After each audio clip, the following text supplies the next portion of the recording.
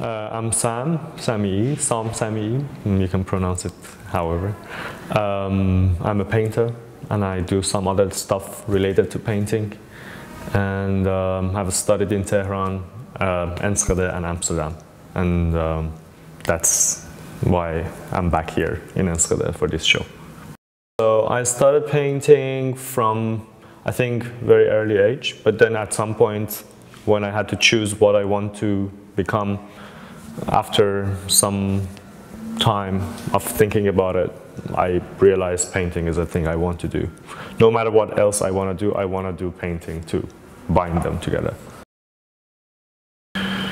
So I sometimes write, I do a lot of research in Persian literature, in psychoanalytic theory, in history, in art history, in history of painting, and history of theologies of different religions. So yeah, but then again, it's painting that becomes the central axiom that gives me a tool to reach out to those fields. I don't think there is, I mean, it's neither nor.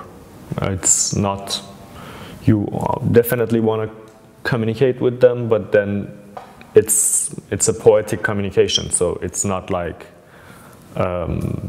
just communication. It's not advertisement, it's not philosophy, and it's not science. But it is related to all of them in a way. So, but it's a poetic language, so I think it's a space where people know they can come for poesis, cinema, art. So they know already that they're going to get something that within itself is contradictory or paradoxical, but that's the nature of the poetic language, right? But dark, I think there is darkness in them, in their expressions or in subject matters or the things they point at. And there are also dark colors. I mean, the installation and in the painting, probably in the first room, there are a lot of dark colors too.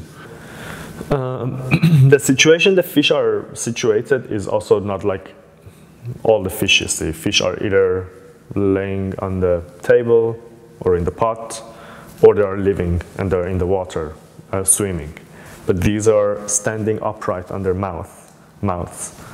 And they are monuments. They're just like a picture of monuments, as if there's a landscape with a fish monument.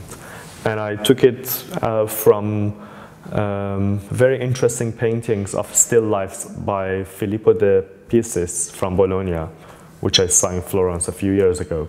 And he has very beautiful staged tables with some still lifes, some postcards, some dead birds and some fish. And in relation to former works that were called The Gay Prometheus Stealing Lighters from Beautiful Women, which was the title of a work, I continued to make these